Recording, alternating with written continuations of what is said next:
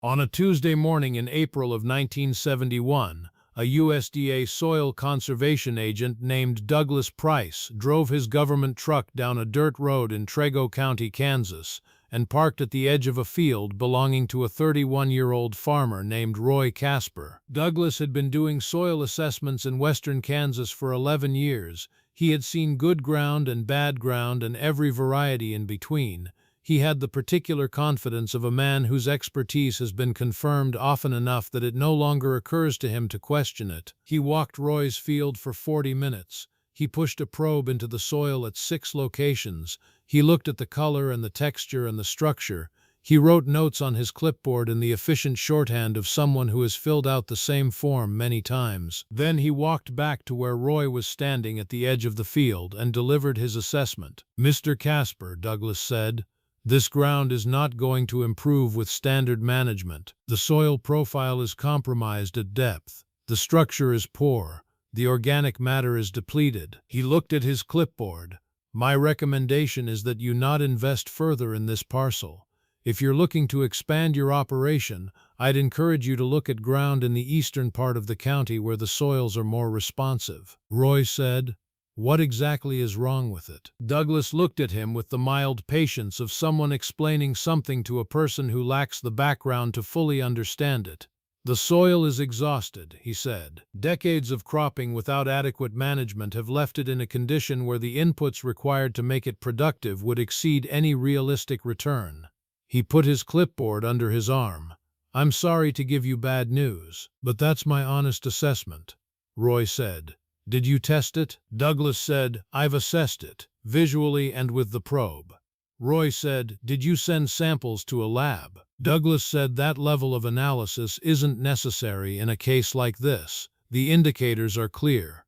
Roy looked at his field. Then he looked at Douglas. He said, "Thank you for coming out." Douglas drove away. Roy stood at the edge of his field for a long time after the government truck disappeared down the road. He was looking at 160 acres that his father had left him 4 years earlier when he died. 160 acres that had been in the Casper family since 1923. 160 acres that the USDA had just told him were not worth farming. He thought about his father. He thought about something his father had told him the summer Roy was 17. Walking this same field at the end of a dry July, looking at corn that was not doing what corn was supposed to do. His father had said, "Roy, whenever something isn't working and you don't know why, the first thing you do is measure. Not guess, not assume. Measure. Because you cannot fix what you have not accurately described." Roy walked back to his truck. He drove to the county extension office in Wakini. "Let me tell you about Roy Casper, because you cannot understand what he did with a $9 soil test without understanding where the impulse came from." Roy was born in 1940 in Trego County, the only child of Walter and June Casper. Walter had farmed the 160 acres since 1923 when his own father had homesteaded the ground and proved it up and handed it to Walter at the age of 22 with the specific instruction that it was to stay in the family and be taken care of. Walter Casper was not a formally educated man. He had finished 8th grade, which was standard for his generation in that part of Kansas, and had spent the rest of his education in fields and machine sheds and feed stores. But Walter had a quality that formal education does not reliably produce, which was a genuine curiosity about why things worked the way they worked. When something failed on Walter's farm, he did not accept the failure as the answer. He treated it as the beginning of a question. When his corn yields dropped in 1952, he did not blame the weather and move on. He kept records. He noted which areas of the field had dropped most and which had held. He walked the ground looking for differences he could measure. He found that the low areas at the eastern end of the field, where water stood after rain, were performing better than the higher ground in the center and west.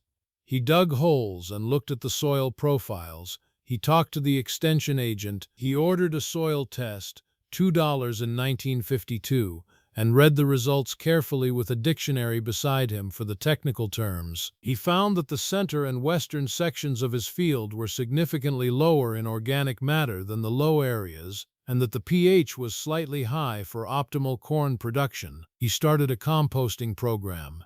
He adjusted his rotation to include more legumes. He applied sulfur to bring the pH down incrementally. It took 4 years to see meaningful improvement. By 1956, his yields on the problem areas had come up to match the rest of the field. He had not told anyone about this process. He had not announced what he was doing or why. He had simply identified a problem, found its cause, and fixed it. The way you fix anything, by understanding it first. When Roy was 17, Walter had walked him through the whole story. Not as a lesson exactly, more as a conversation between two people who spent their days on the same ground and had things to say about it. Roy had listened. He had absorbed it the way young people absorb things from their fathers, not as formal instruction but as a way of seeing. You measure, you do not guess, you do not assume. You find out what is actually there, and then you deal with what is actually there. Walter died in 1967. Roy took over the farm. He was 27 years old and farming alone and doing his best to keep the operation going the way Walter had kept it going. He was not doing everything right. He knew that. The yields had been declining for 3 years, and he did not know exactly why, and he had not yet done what Walter would have done first, which was to measure. Then Douglas Price had come out and told him the soil was exhausted and not worth farming. Roy did not believe Douglas, not because he was certain Douglas was wrong, because Douglas had not measured. Now let me tell you about the Extension Office and what Roy found there, because that is where the story turned. The Trego County Extension Office was staffed by a young agent named Paul Whitmore, who had been in the position for 2 years after graduating from Kansas State. Paul was 26 years old, and earnest and genuinely interested in soil science in the way that people who have recently studied something intensively are interested in it. Roy walked in and told Paul he wanted to test his soil. Paul said, "Sure, what are you looking for?" Roy said, "I want to know everything that's wrong with it." Paul gave him sample bags and instructions. He explained how to collect samples from multiple locations and depths. He explained what the lab would measure and what the results would mean. He said the cost was $9 for the standard package, which included pH, organic matter, major nutrients, and texture analysis. Roy said, "I was told my soil was worthless by a USDA assessor this morning." Paul said, "What did he test?" Roy said, "He didn't test. He looked at it." Paul was quiet for a moment. He said, "Get me the samples and let's see what's actually there." Roy drove back to the field that afternoon. He spent 2 hours collecting soil samples the way Paul had instructed. Surface samples and samples from 8 inches down and samples from 18 inches down, from 12 locations spread across the field. He labeled each bag carefully in the notation Paul had showed him. He drove back to the extension office and left the bags with Paul. Paul sent them to the state lab in Manhattan. The results came back 11 days later. Paul called Roy on a Thursday morning. He said, "I need you to come in." Roy drove to the extension office. Paul had the results spread across his desk and an expression that Roy recognized as the look of someone who has found something more interesting than they expected. Paul said, "Your soil isn't exhausted." Roy sat down. Paul said, "Your soil has a problem, but it's a specific problem, and it's a fixable problem." He pointed to the pH numbers. "Your surface pH is fine, 6.4. That's good.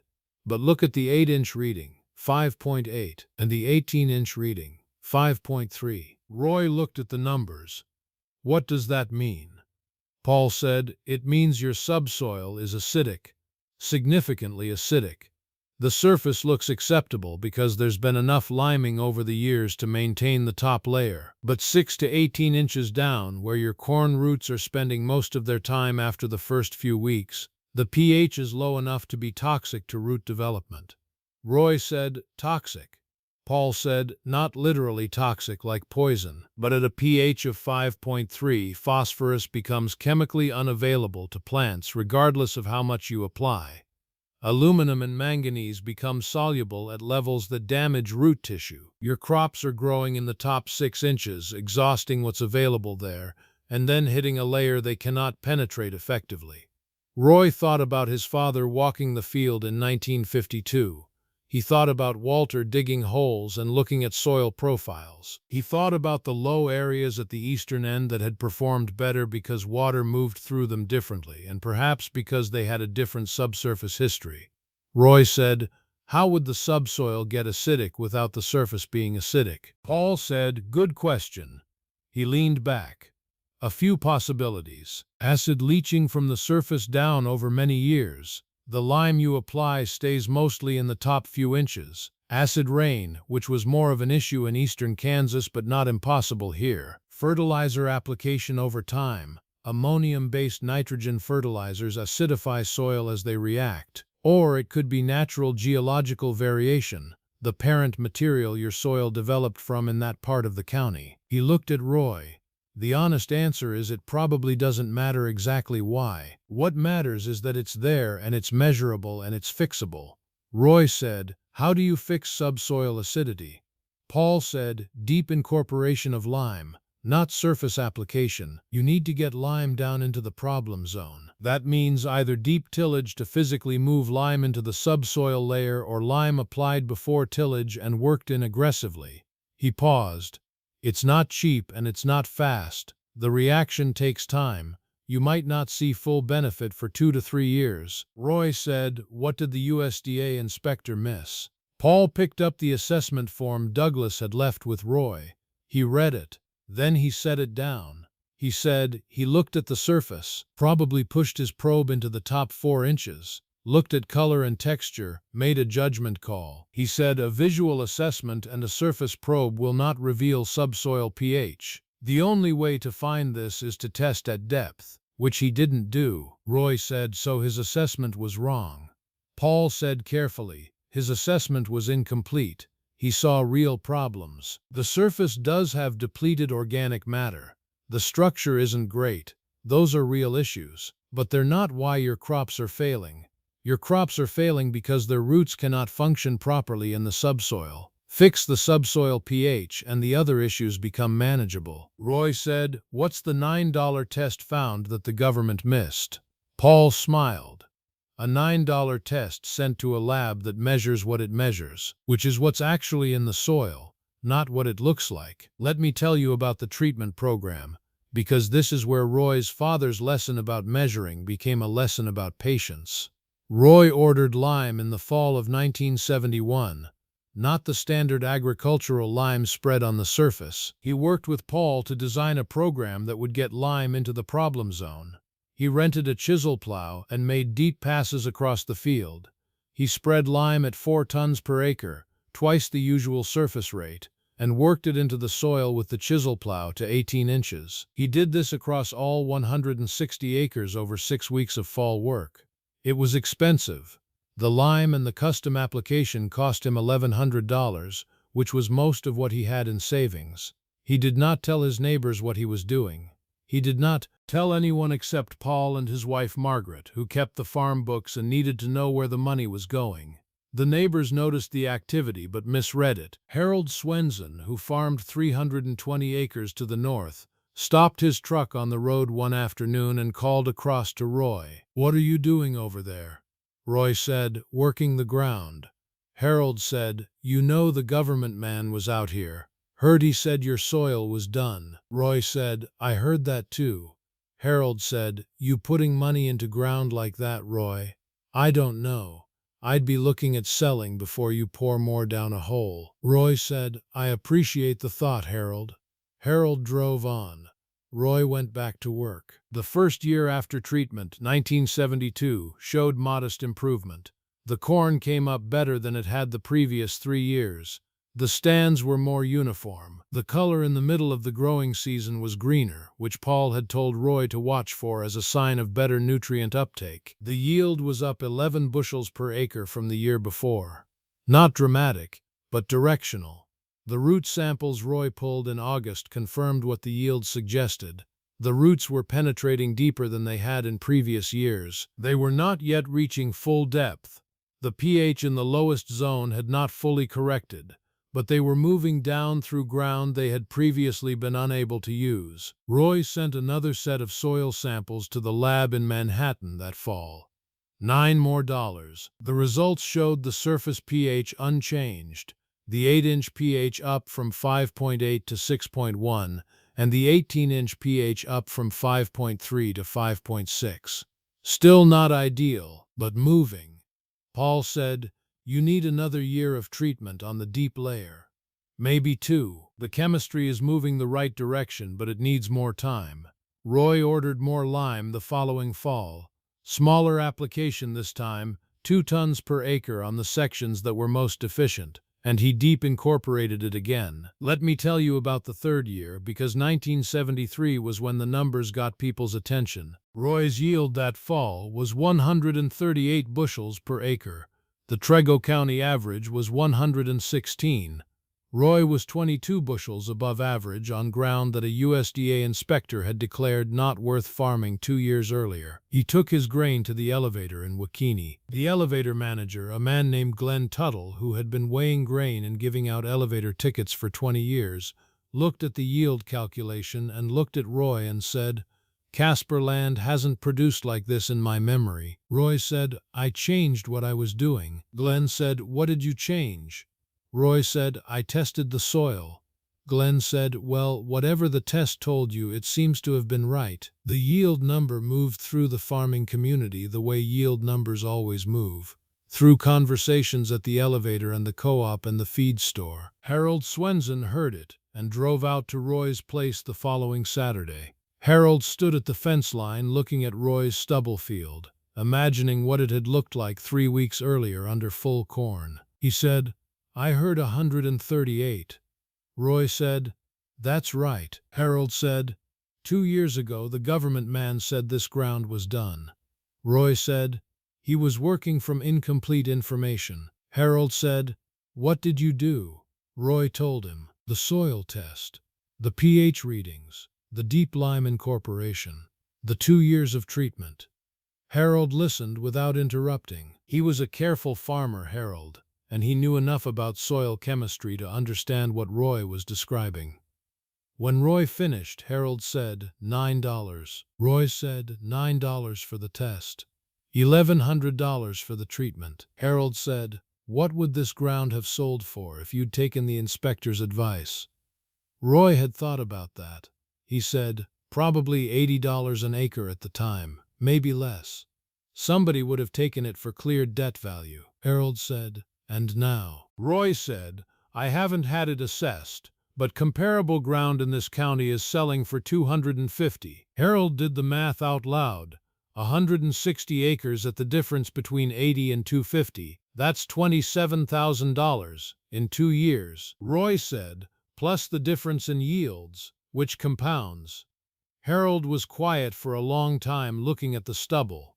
Then he said, "Can you get me Paul Whitmore's number at the extension office?" Roy wrote it on a piece of paper from his shirt pocket and handed it across the fence. Harold called Paul the following Monday.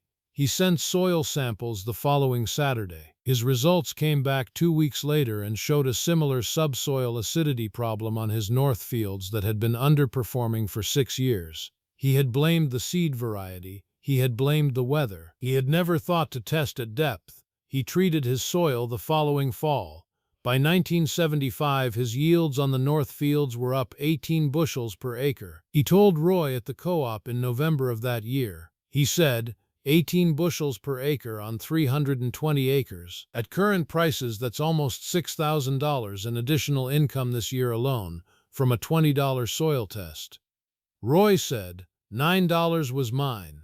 Harold said, prices went up. Roy said, the principal didn't. Let me tell you about Douglas Price because he came back 3 years later. It was the summer of 1974. Douglas was doing routine follow-up visits on assessments he had made in the county. He drove down the same dirt road and parked at the same edge of the same field. The field was unrecognizable. Corn stood tall and even from fence line to fence line, the deep green of a crop that is doing exactly what it is supposed to do in exactly the soil conditions it requires. The uniformity was striking. No thin spots, no yellowing patches, no areas where the plants had given up and gone sparse. 160 acres of corn that looked as though someone had drawn it with a ruler. Douglas got out of his truck and walked to where Roy was checking a section of fence along the north end. Roy saw him coming and waited. Douglas said, "I assessed this property in 1971. Roy said, "I remember." Douglas said, "I told you the soil was not worth investing in." Roy said, "You did." Douglas looked at the corn. He said, "I was wrong." Roy said, "You were working from incomplete information." Douglas said, "I should have tested at depth. I know that now. My assessment protocol at that time did not require deep sampling on visual assessments. The protocol has since been updated." He paused. "What did you find?" Roy explained the subsoil pH, the readings at 8 and 18 inches, the deep lime incorporation, the 3-year correction program. Douglas listened. He was not a bad man. He was a professional who had made an assessment based on the tools his training gave him and the protocol his agency required, and both had been inadequate for this particular problem. He understood that now. He said, "How much did the soil test cost?" Roy said, $9. Douglas stood looking at the corn for a long moment. He said, $9 found what my assessment missed." Roy said, $9 sent to a lab that measures what it measures. Douglas said, "I'd like to write this up as a case study for our internal training. Would you be willing to share the test results and the treatment records?" Roy said, "I'll share everything I have." Douglas spent 2 hours at Roy's kitchen table that afternoon going through the soil test results, the treatment records, the yield data from 1969 through 1974. He wrote careful notes. He asked careful questions. He was doing, Roy realized, what he should have done in 1971. He was measuring instead of assuming. When Douglas left, Roy walked back to the field. He stood at the edge of the corn and thought about his father. He thought about Walter walking a problem field in 1952 and digging holes and ordering a $2 soil test and reading the results with a dictionary beside him. He thought about 4 years of careful treatment and the yields that had come back on the problem areas. He thought about the difference between a man who accepts what he sees and a man who asks why. The corn rustled in the afternoon wind. 160 acres that a government inspector had declared not worth farming. 160 acres that had cost $9 to understand and $1,100 to begin fixing, and 3 years of patience to correct. Roy's father had said, "You cannot fix what you have not accurately described." Roy had spent 3 years proving that sentence true. Let me tell you about the Extension Office meeting in 1976. Because that is when the lesson moved beyond Roy's fence line. Paul Whitmore organized a soil testing demonstration day at the Trego County Fairgrounds in the spring of 1976. He had been wanting to do it for 2 years, and Roy's case had given him the example he needed to make the argument for why farmers should test at depth and not just at the surface. 43 farmers showed up. That was more than Paul had expected. Word had gotten around about Roy's yields, and about the subsoil acidity, and about the USDA assessment that had missed it. And people were curious in the particular way that farming communities are curious when someone has found something that changes the math. Paul walked through the soil testing process. He explained what pH meant and why it mattered at different depths. He brought Roy's test results on a poster board and showed the numbers from 1971 and the numbers from subsequent tests as the treatment took effect. He showed the yield data alongside. Roy stood at the back of the room and did not speak unless asked a question. He answered every question directly and without embellishment. He said what he had found and what he had done and what had happened. He did not present himself as having been smarter than anyone. He presented himself as someone who had done what his father told him to do, which was to measure instead of guess. At the end of the meeting, Paul offered free soil sample bags to anyone who wanted them. Every farmer in the room took a bag. 14 of them sent samples to the state lab within the following month. 7 of those 14 found significant subsoil issues they had not known about. 3 found pH problems similar to Roy's. 2 found micronutrient deficiencies. 2 found drainage-related compaction at depth. All 7 began treatment programs. Paul told Roy afterward that the follow-up yield data from those 7 farms over the next 3 years showed an average improvement of 14 bushels per acre on the affected fields.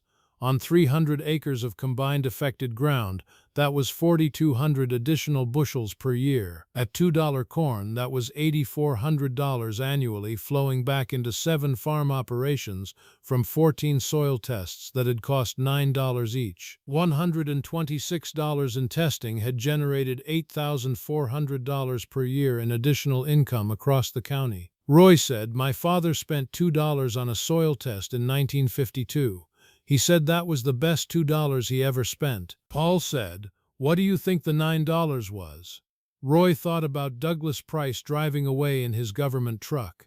He thought about Harold Swenson telling him to consider selling. He thought about 3 years of quiet work and the corn standing green from fence line to fence line. He said, the $9 was the question.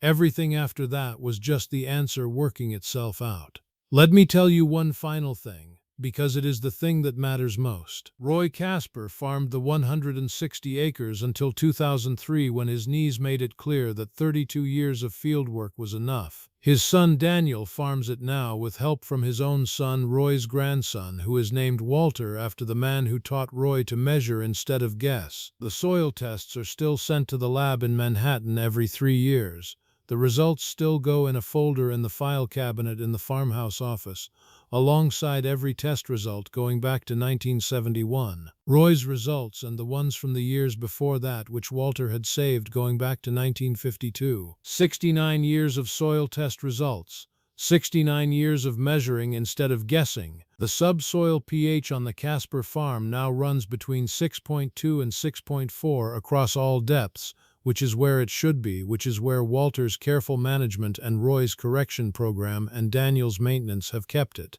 The yields run consistently above the county average. Not dramatically above, consistently above. Daniel keeps his own records the way Walter and Roy kept theirs.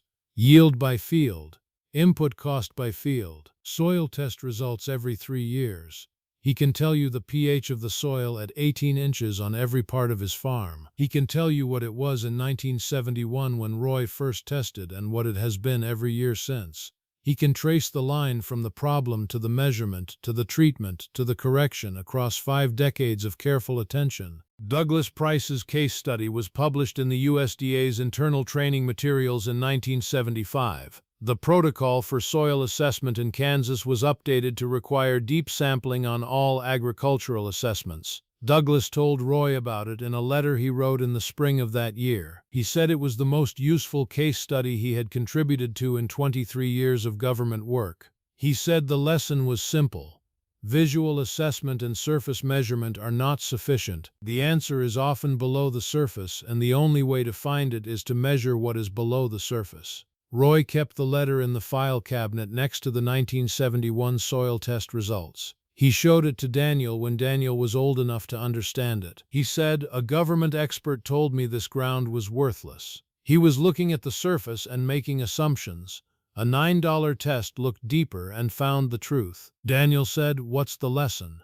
Roy said, "The lesson is that the surface is not the whole story. Whatever you're looking at, whatever someone is telling you about it, whatever everyone seems to agree is true, the surface is not the whole story.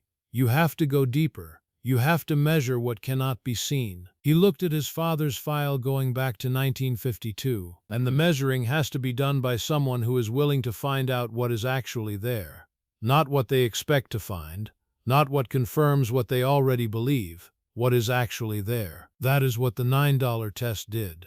That is what Walter's $2 test had done before it. That is what Douglas Price's visual assessment had failed to do. The soil was not worthless. It never had been. It was misunderstood. And misunderstood things look like worthless things until someone measures them carefully and finds out what is actually wrong and fixes what is actually wrong. The corn stands tall on the Casper farm every summer. It has stood tall for 52 consecutive years now, because in 1971 a farmer spent $9 to find out why it wasn't standing tall. and then spent $1,100 and 3 years fixing what the $9 revealed. The USDA inspector said the soil was worthless. The $9 test said something different. The corn agreed with the $9 test. Let me tell you about the conversation Roy had with his son Daniel the summer Daniel turned 17, because it was the same conversation Walter had with Roy in the same field 30 years earlier, and the repetition of it is the whole point. It was July of 1988. The corn was tall and the field was doing what the field now reliably did, which was produce. Daniel had been helping with the farm since he was old enough to be useful and had grown up understanding that the Casper ground required attention in a specific way that other ground did not always require. They were walking the north section checking for any stress signs when Daniel asked the question Roy had been waiting for him to ask. He said, "Dad, how come our yields are always higher than the neighbors?" Roy said, "What do you think?" Daniel said, "Better soil management, I guess." "But what does that actually mean?" Roy stopped walking. He looked at his son. He thought about Walter stopping in this same field in 1952 and looking at a 17-year-old Roy with the same patient expression. He said, "It means we measure." Daniel said, "The soil tests." Roy said, "Yes, but more than that. Measuring is a habit. It is a way of approaching every problem.